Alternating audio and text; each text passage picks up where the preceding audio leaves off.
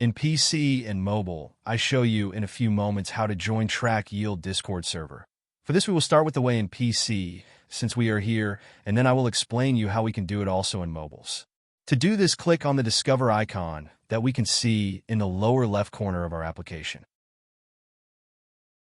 Now go to the search box that you will see in the upper right corner and type Track Yield. Now click on the server we are looking for, and then click on the Join button at the top of our Discord application. Congratulations, you are already inside the Discord server on PC.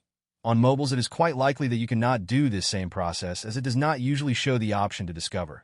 That's why I'll leave a link to access to this server in the description of this video.